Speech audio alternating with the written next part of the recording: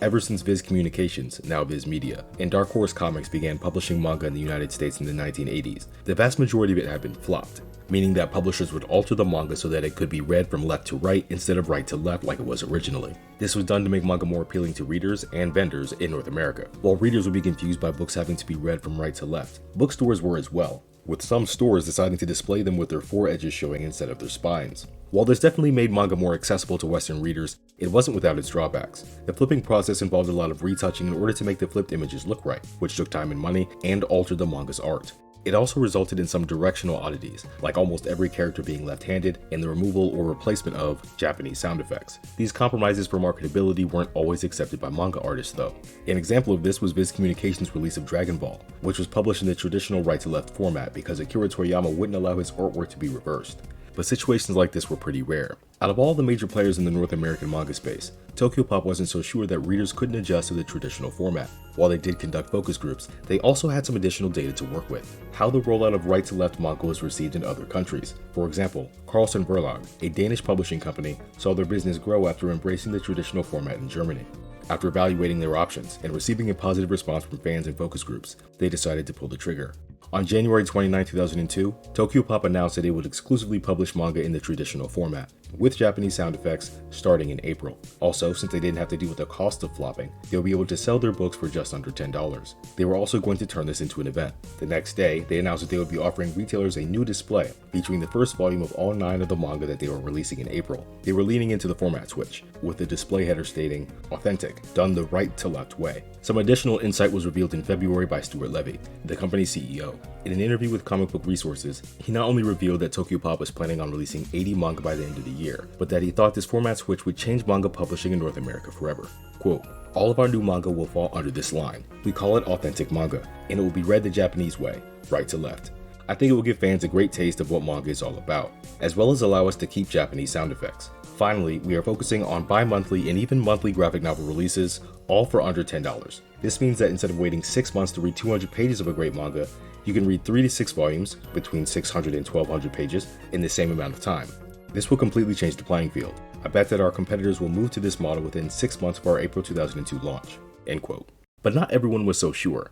In March, ICV2 reached out to Viz, Dark Horse, and Tokyopop to discuss their perspectives on the right-to-left format. The spokesperson for Dark Horse Comics was Tim Irving Gore, their manga editor. As for why Dark Horse was continuing to publish flop manga, quote, "We have to go back to when manga first came to America, back when the Eclipse titles were launched and when Dark Horse got Oh My Goddess. I don't think that most Americans had any idea that the Japanese read right to left. I have no problem because I look at Japanese books all the time, and I'm kind of used to it, but I think that most people have trouble reading right to left and getting their brains used to it." End quote. He also noted that reading English text in the right to left format could confuse the reader, since the text flowed from left to right while the images flowed from right to left. Quote, "We adapt our comics so that American readers don't have the dissonance of reading backwards." End quote. As for how he expected readers to react to the format change, he said, quote, "I think time will tell whether people will adapt wholeheartedly to the right to left format. Americans read left to right, and it's hard to jump after 15 to 20 years of reading a certain way. There are going to be people that love it, and there will be some American readers that won't be able to read it at all." End quote. Viz was in an interesting position when it came to the format discussion.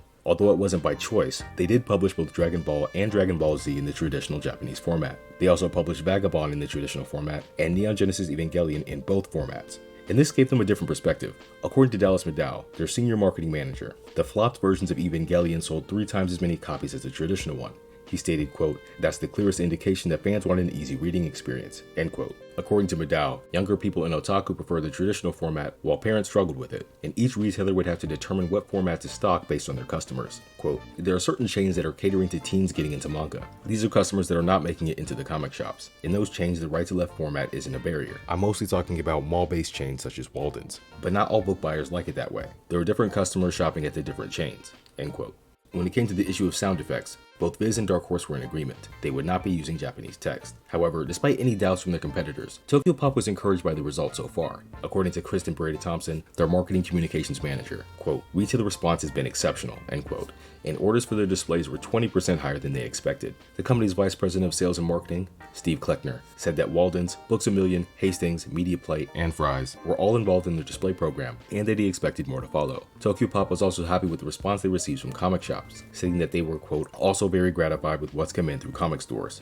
End quote. 1 year later, at the beginning of 2003, it was clear that Tokyopop's big gamble had paid off. Not only were they profitable in 2002, but the revenue doubled, and they expected it to double again in 2003. Tokyopop's manga was being distributed in thousands of stores, and their authentic displays were in more than 1,400 of them. 2001 appeared to be the beginning of a manga boom, and despite some concerns about a slow 2002, sales continued to rise. The company that appeared to be the biggest beneficiary of this boom was Tokyopop, and their current and future competitors certainly noticed. In March, Michael Martins, Dark Horse Comics' Vice President of Sales and Marketing, confirmed to Publishers Weekly that they would be adopting the traditional right-to-left format for all new releases, and the first two traditionally formatted titles were Berserk and Trigun, which both released in October. While Viz didn't completely overhaul their lineup, they did reduce the price for their graphic novels to $7.95 to compete with Tokyopop. That didn't mean that they didn't make other adjustments though. In June, they announced that half of the titles in their monthly anthology manga and America Extra would be switching to the traditional format starting in September. Central Park Media published around 50 titles in 2003 and planned to release more than 60 in 2004. And when it came to the format, the company's managing director John O'Donnell wasn't shy and stated that they'd be in the, quote, Tokyopop format, size, and price, end quote.